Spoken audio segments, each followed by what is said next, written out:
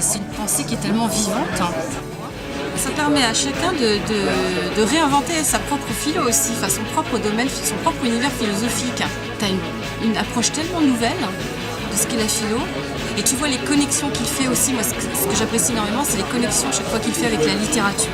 Il se nourrit beaucoup aussi à travers donc vraiment la poésie, la littérature, l'art, la musique. Après la conférence, comme vous voyez, les gens séparent.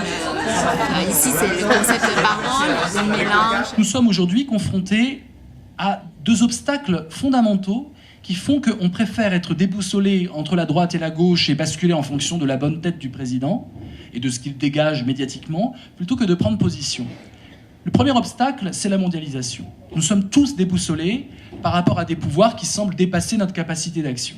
Ce qui est évidemment une illusion optique construite médiatiquement. À partir du moment où il y a une élection, déjà, il y a une capacité de changer la donne qui est énorme. Deuxième obstacle, c'est l'obstacle qui consiste à dire, finalement, la gauche et la droite me sont bien utiles. Dans une sorte de pensée sinistre et consumériste, on va consommer un peu de gauche, et quand on sera déçu de la gauche, on va consommer un peu de droite. C'est Russell, un philosophe que j'aime beaucoup, anglais, sceptique pour le coup, qui explique ça, le besoin de scepticisme en politique. Il doit toujours avoir quelqu'un à réprouver. Si la méchanceté d'un tel est la seule cause de notre misère, punissons donc un tel et nous serons heureux. Je pense, hélas, que cette pensée-là est la pensée dominante aujourd'hui, en tout cas en France. Cette idée qu'il faut trouver toujours un responsable à nos souffrances plutôt que de comprendre que nous sommes peut-être des imbéciles, nous allons décharger notre sentiment de malaise, notre malheur, notre révolte sur la politique. Et la politique devient une sorte d'arène, de punching ball, ce qu'on appelle le vote défouloir. Et le vote défouloir, justement, devient cette sorte d'agora virtuelle où on se défoule et où là, on excite la haine. C'est désastreux. Au niveau politique, c'est désastreux parce que ça brouille le jugement et surtout, ça fait goûter à une jouissance extrêmement dangereuse. La jouissance de haïr en commun. Et aujourd'hui, la communication politique instrumentalise cette jouissance de la haine commune. Haïssons en commun, ça va nous défouler. On peut voir un lien entre l'homme qui met des frontières aux choses, qui met des frontières aux êtres humains, qui met des frontières aux diplômes, et l'homme de gauche véritablement engagé, qui essaye toujours de relativiser les frontières. C'est-à-dire mettre toujours la frontière dans l'idée d'une commodité grammaticale, une fiction grammaticale. Nous sommes en France, frontière, une fiction historique, mais finalement induite par l'école. C'est un grand récit, mais un récit, c'est des paroles, c'est pas un discours. Et donc faire en sorte que la frontière redevienne une frontière narrative, de ce que Paul Ricoeur appelle l'identité narrative, l'identité qui se dit elle-même. Je me raconte mon histoire et je te demande de croire à mon histoire. Et mon histoire, c'est tout sauf 2 + 2 = 4. Et peut-être que quand je te raconterai mon histoire, des choses auront changé, car j'aurai rencontré d'autres personnes qui m'auront fait évoluer. J'aurai lu d'autres livres qui m'auront fait changer mon point de vue. Donc identité narrative, c'est tout sauf une identité assignée. Ça se raconte, ça se compte. D'abord, comprendre que tout est question d'oralité et non pas d'écrit. Et finalement, la gauche, c'est quelque part une trahison de l'État occidental tel qu'il s'est érigé, qui est un État basé, fondé sur l'écrit. L'écrit ne change pas. L'écrit est figé, l'écrit, il archive. L'écrit, c'est l'obsession de la référence. L'écrit, c'est l'obsession du livre sacré. Et combien de livres fétichisons-nous? Combien de pensées fétichisons-nous? Donc quelque part, la gauche, comme ce qui va venir réguler l'autorité de l'écrit, en réinjectant de l'oral, on a affaire à cette relativisation narrative de tout ce qui est privilège. La gauche comme puissance d'oralisation. Bien sûr, il y a une réinjection de la vie, mais surtout on réinjecte quelque chose qui ne suit pas un but précis. Parce que l'écrit suit un but. Le télos, en grec, le mot grec télos, c'est précisément ce qui suit une finalité. C'est le but que l'on fixe. Il a une idée derrière la tête qu'il veut démontrer. Il a un programme qu'il veut édicter. Il a des boucs émissaires qu'il veut pointer du doigt. Dans l'oralité, on n'est plus du tout dans le télos, même si on a une idée en tête. On est dans cette parole vivante, capable de se transformer en fonction des regards, en fonction des objections, en fonction de l'autre, cet amour des gens aussi. Et du coup, on sort du télos pour aller dans le mélos.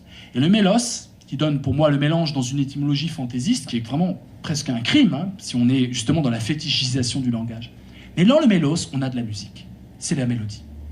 Et l'homme de gauche, l'être de gauche, la femme de gauche, la pensée de gauche, la position de gauche, c'est toujours substituer au télos qui vise des finalités avec une organisation pragmatique des hiérarchies, une organisation pragmatique de la pensée pour atteindre des buts, substituer au télos le mélos. Donc on est dans cette idée d'une improvisation. Il faudrait réussir à décliner une sorte de concept opératoire. Pas de télos, mais du mélos.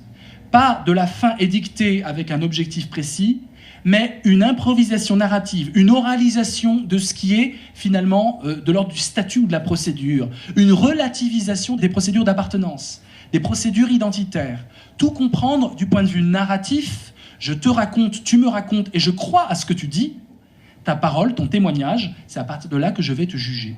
On n'est pas dans l'idée qu'il ne faut pas juger les gens, on juge tous spontanément, on est dans l'idée que le jugement que l'on peut, la fiche signalétique qu'on peut avoir des êtres, c'est dans la rencontre orale, donc dans le langage vivant, dans une rencontre vivante, qu'on peut justement se prononcer sur l'autre. Une sorte d'oralisation de la gauche au sens de toujours être en critique, en désobéissance par rapport à tout ce qui se fossilise, tout ce qui se clérose, tout ce qui se fétichise, c'est renoncer à ce grand rêve romantique d'une fraternité qui agirait d'elle-même contre les despotes et contre les ennemis, toujours des ennemis, mais profondément réintroduire dans la pensée elle-même de l'imagination. Que ce qui va sauver la gauche au XXIe siècle, c'est justement adjoindre à l'intelligence, donc à une prise en compte de la société telle qu'elle est, une immense dose d'imagination collective.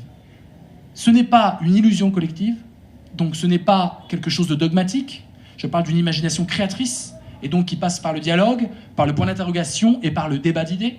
Et deuxièmement, il ne s'agit pas d'une imagination qui poserait des utopies comme autant de devoirs à réaliser coûte que coûte.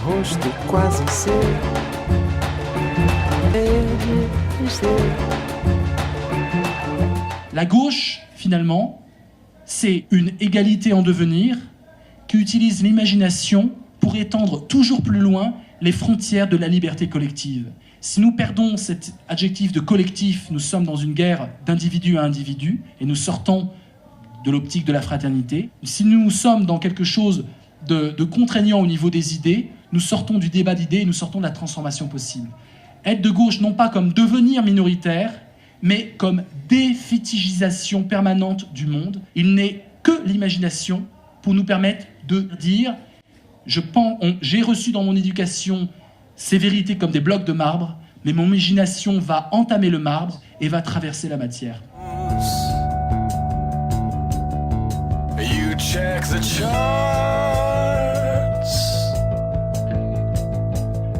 and start to figure it out. And if it's close